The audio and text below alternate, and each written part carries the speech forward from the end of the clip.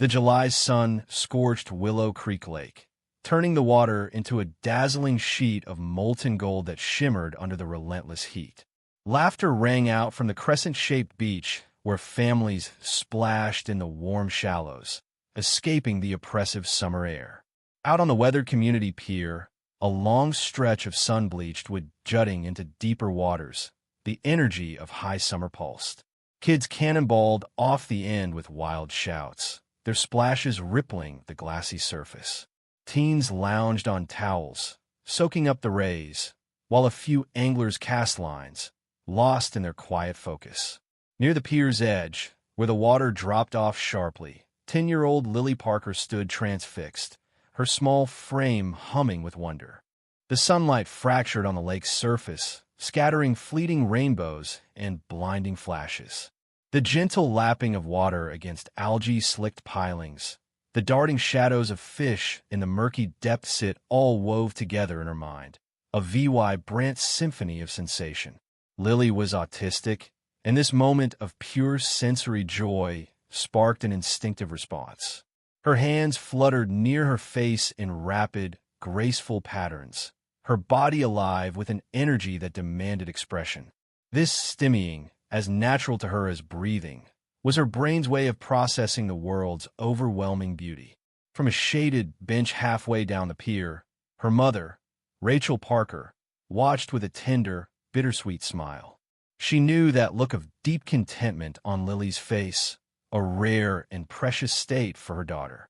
But beneath her warmth, Rachel stayed V.Y. gallant, all too aware that Lily's joyful quirks were often misunderstood in a world that prized conformity. That rigid demand for sameness seemed to take human form in Margaret Hensley, a longtime HOA board member who was striding down the pier with a clipboard clutched like a shield. Her face was a mask of irritation, her eyes scanning for anyone out of place. As chair of the Lake Enhancement Committee, Margaret saw the pier not as a shared space for joy, but as an extension of her tightly controlled domain. When her gaze locked onto Lily's fluttering hands, her lips tightened. Ignoring Rachel entirely, Margaret marched straight toward the girl, her voice slicing through the summer hum like a blade. "Young lady, stop that flapping right now," she barked, loud enough to make nearby kids flinch. "It's inappropriate and disturbing everyone." Lily, lost in her watery world, jolted at the harsh sound. Her hands kept MOVYing, maybe even faster, as her system struggled to process the sudden hostility. Rachel was on her feet in an instant, stepping between her daughter and Margaret with a calm but steely tone. "Excuse me, Mrs. Hensley. Her name is Lily, and she's autistic. This is how she expresses joy. She's not hurting anyone." Margaret's eyes narrowed, her disdain palpable. "Autistic?" she scoffed, as if the word were a flimsy excuse. "That's no reason for bizarre behavior or in public. This pier is for everyone, not your daughter's therapy session. It makes people uncomfortable, and it lowers the lake standards. Control her, or take her somewhere else." Rachel's heart pounded, but her voice stayed steady.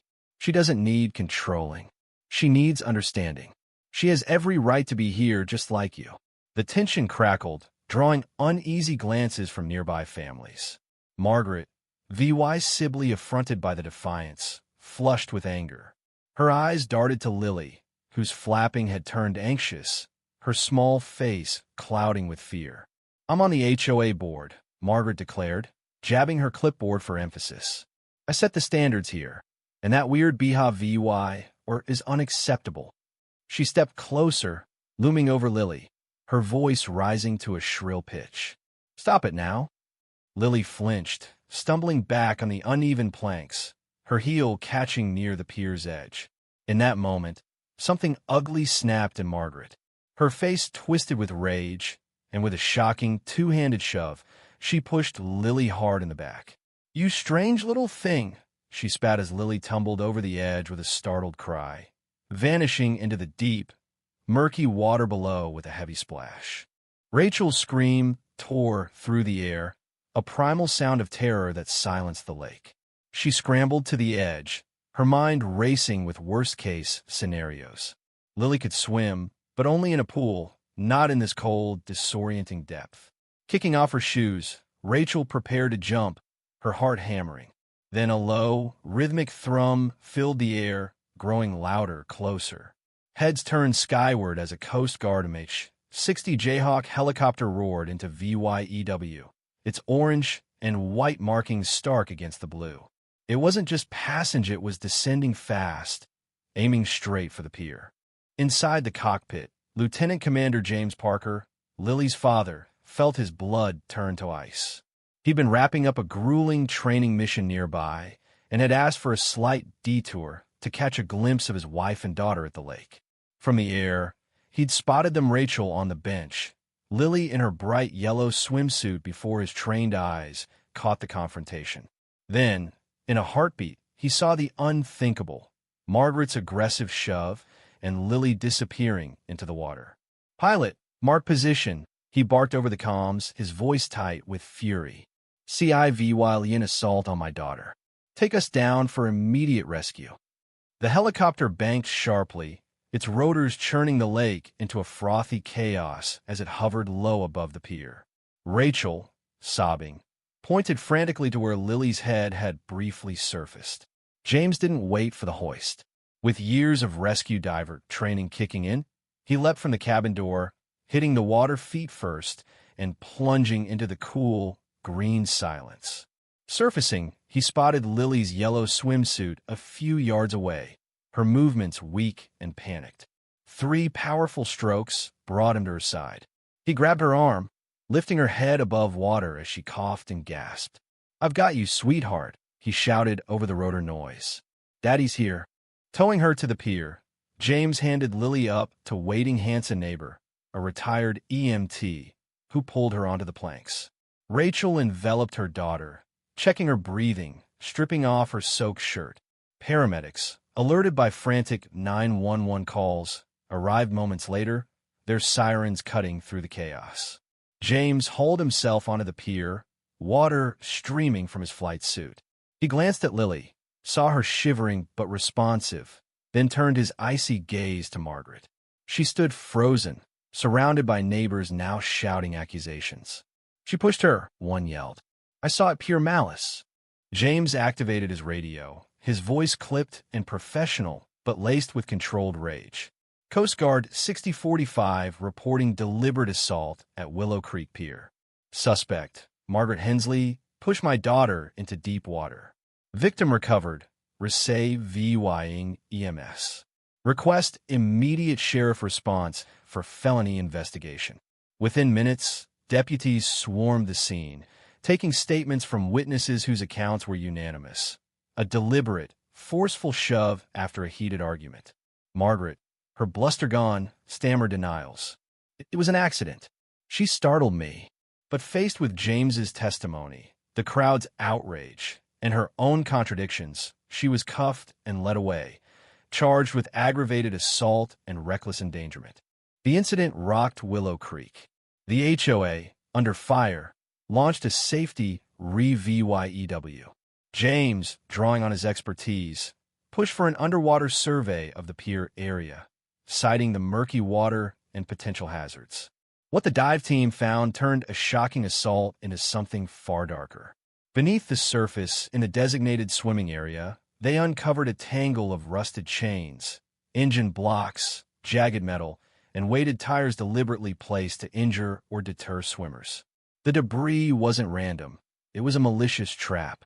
Investigators dug deeper, unearthing Margaret's obsessive complaints about noisy kids at the lake, documented in HOA records. Then came the bombshell. Receipts showing her buying heavy chains and hardware months earlier, and a handyman's testimony that she'd paid him to dump junk in the lake at night to discourage swimming. The EVY Denke painted a chilling picture. Margaret hadn't just snap-edge planned a dangerous scheme to weaponize the lake against the community she despised. At trial, the prosecution's case was airtight. Witnesses recounted the shove. Experts explained Lily's autism and vulnerability, and James's rescue testimony gripped the courtroom. The debris EVY Denke, linked to Margaret's purchases and the handyman's account, obliterated her defense.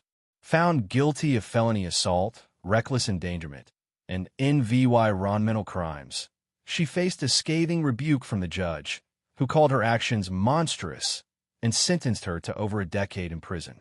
CIVYL suits stripped her assets to fund lake cleanup and Lily's therapy. Willow Creek reeled, but change followed. The HOA rolled out safety protocols and neurodiversity training, fostering a shift toward compassion. Lily, with her parents' fierce support and intensive therapy, began to heal, though the pier haunted her. Slowly, her stimming returned, first at home, then by the lake, met with quiet acceptance from neighbors who'd learned a hard lesson. Rachel and James became vocal advocates, sharing their story to challenge prejudice. The lake's hidden dangers, both physical and human, had been exposed, Leah VYing a wounded but determined community to rebuild with empathy and vigilance. One sunny day, as Lily watched a dragon fly by the pier, her hands fluttered freely. A passing neighbor just smiled.